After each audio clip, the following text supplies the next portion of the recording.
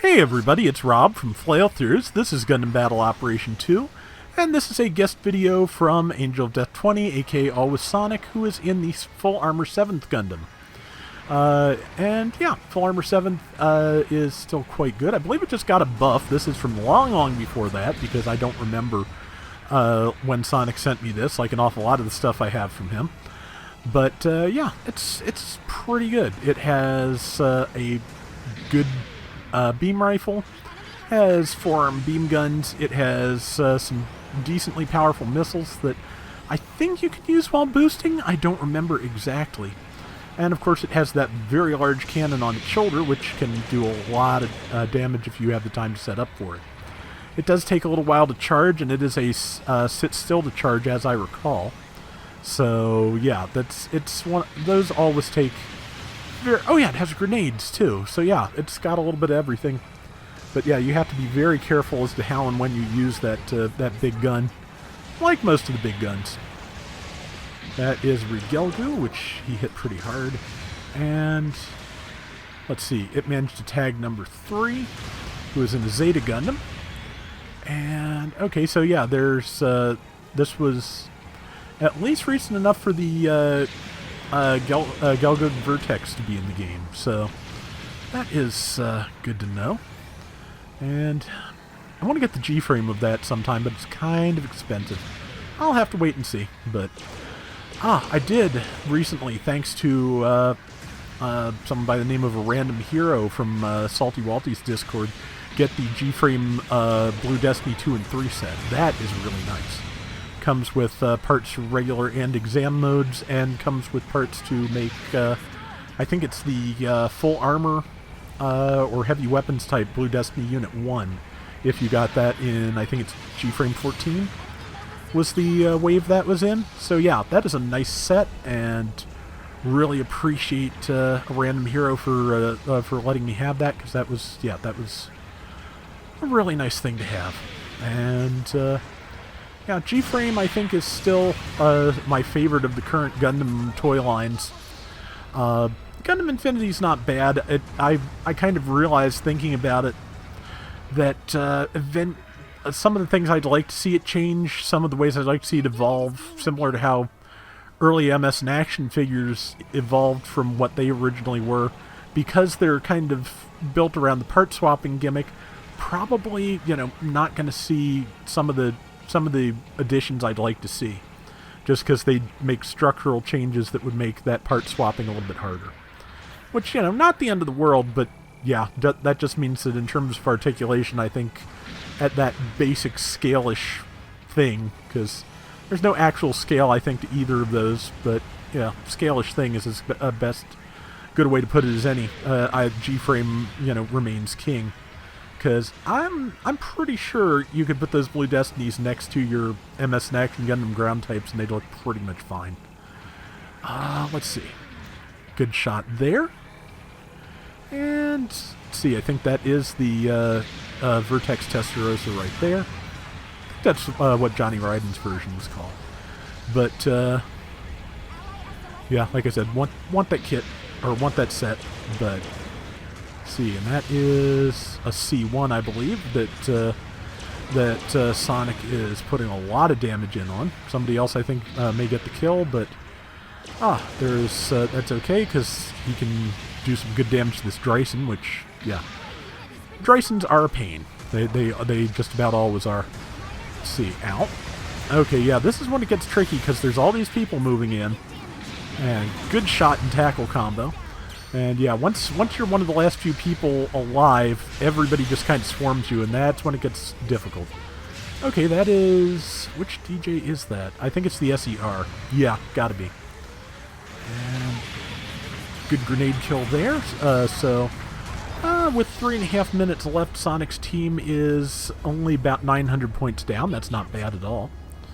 So, we'll see how that plays out. But, yep, somebody's trying to grab C. It looks like 2 and 3 are trying to stop them, while 5 grabs D. So that's, yeah, it's kind of a struggle for markers at this point.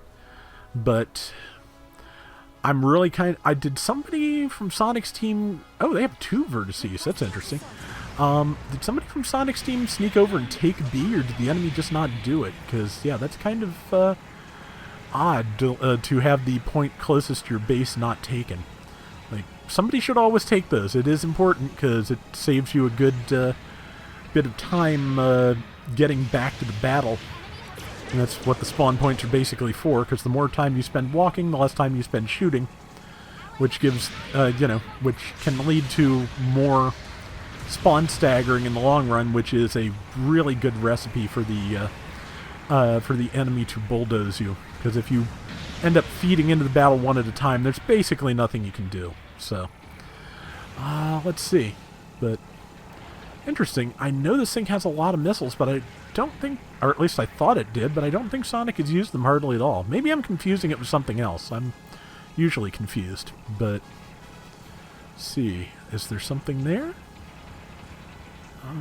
He seems to think so, but may as well just turn his back for a second and see what happens.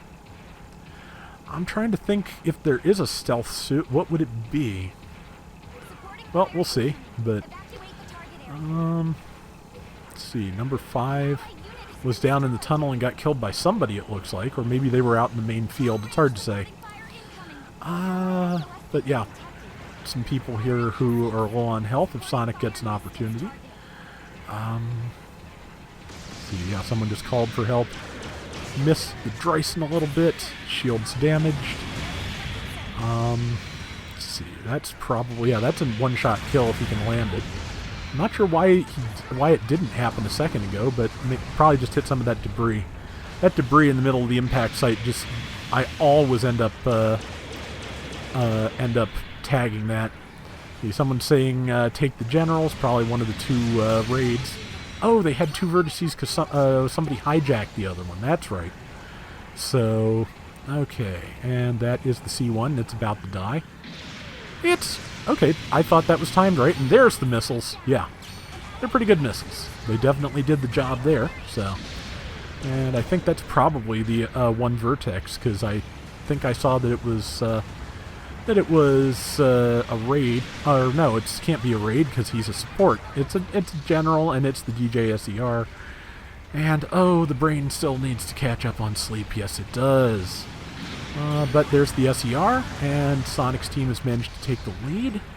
And you know, I'm very glad Sonic is in our clan. But if he ever does decide to start one of his own, I hope he considers Sonic Team as a name. But let's see, 5 seconds, and yeah, they're not going to have time to kill him, especially since that Dryson's attacking against type. And that is it.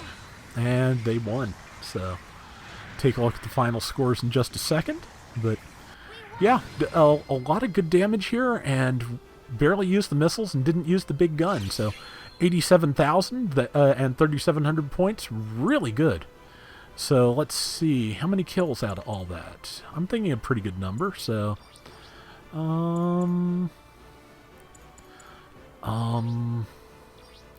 and 1, yeah, that's really nice. So that is going to do it for today's Gundam Battle Operation 2. We'll be back soon with more. Till next time, everybody take care and have fun. Later! I was going through files once the power came back, just looking for something to watch rather than play until we could get internet back tomorrow. And...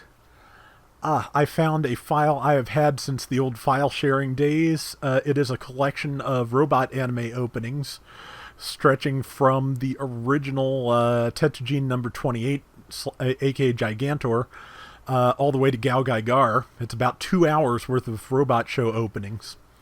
And I'm just sitting here looking at it and wondering, how much of this could I recreate if at either in HD or at least with better resolution than a 20-year-old AVI file. It would take a lot of time to collect it all, but I'm almost tempted to try.